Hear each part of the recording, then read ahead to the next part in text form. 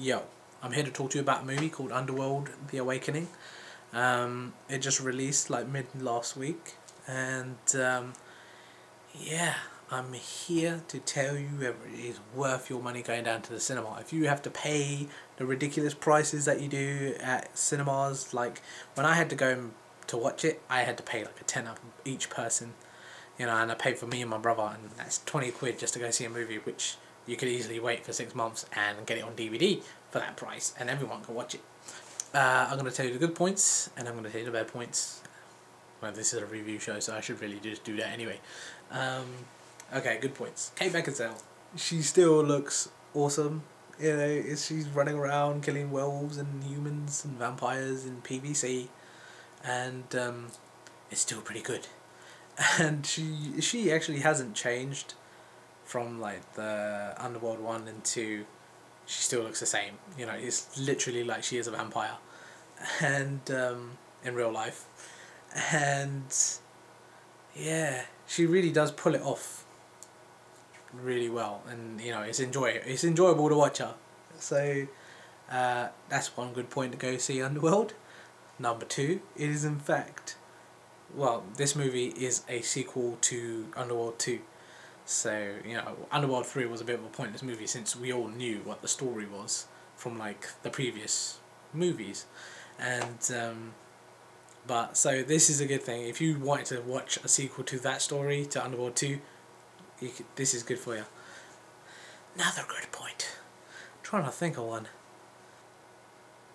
There isn't anymore.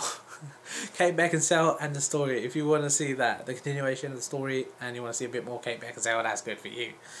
Bad points. The bad points about this movie were the lack of awesome bad guys. If you've watched the trailer, if you haven't, I'm gonna put a link down below.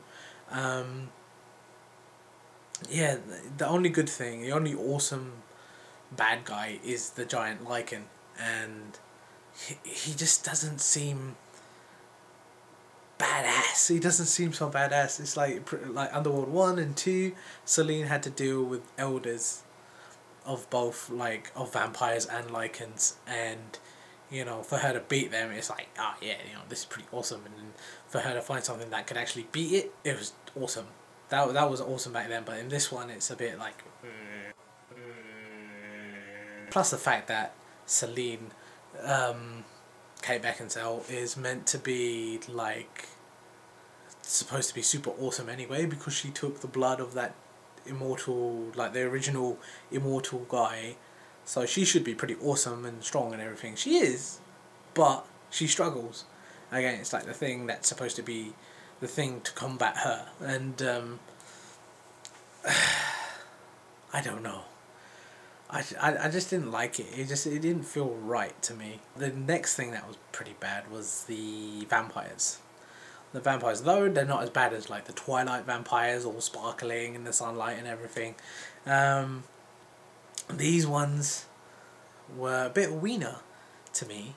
It's like they didn't know how to fight or anything. They were surviving in the sewers and everything like that, underground, and none of them knew how to fight. Celine was like the only one that knew how to fight properly, and you just think, okay, you guys are vampires. You guys have lived like hundreds of years or whatever. Like some of you, like surely the ones that have lived that long should be able to teach like the younger vampires what to do and how to fight and everything like that. But no. No one bothered to think of teaching. The elders never bothered to teach the youngsters anything, and so the youngsters just get killed like nothing. And that was my only problem. Vampires are meant to be like just things that you don't mess with because they seem human, but they got that power behind them. And I'm using too much hand movement. It's just like these guys were wieners. But to be honest, humans knew about vampires. The humans in this movie know about vampires and werewolves. So, and they know like the weaknesses. So you could say that. You could say that they they have a bit of an advantage, considering that they can walk around in daylight and everything like that, and they have the means to find them and whatnot, but still, I just find it lacking.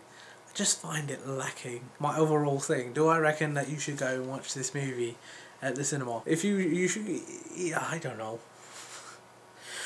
It's completely up to you. You shouldn't really take my thing. I've already told you like the good things and the bad things. I was a bit upset that I used £20 to go see it in 3D, and oh yeah, another bad thing. It was like the beginning sequence, the credits. It's got like this weird spinny ice thing. I don't know. You guys tell me in the comments section below if you go see it. Tell me if you felt dizzy when that was going on, because I felt dizzy. I had to close my eyes until like the credits finished. I know someone's gonna type, "Oh, you're such a pussy." It's true. It made me feel dizzy, and it actually made my brother feel dizzy. So to be honest, I think it's worth it. It is one of those movies. If you like the originals, go see it. If you haven't seen the originals, see them first. You know, I would actually say watch 3, then 2, then 3, 1 and 2, because then basically it's more in a sequence that way. And yeah, it does pretty awesome. Like my score for this film out of 10, I'd have to say it's about like a 6. You know, 6. I'd have to give it about 6, 6.5. You know, you can always go to IMDB. I'm gonna put the link down below, and you know you can see what IMDB give it. And you know, this is me and my friends. We all use this site. If we were all gonna go see a movie, we always use this site to check if a movie is good. As long as it's above 6 out of 10, you know that movie is good. So yeah, just have a look. See if you wanna go see it. Leave a comment in the comment section down below. And yeah, thank you for joining me this Monday. So bye bye.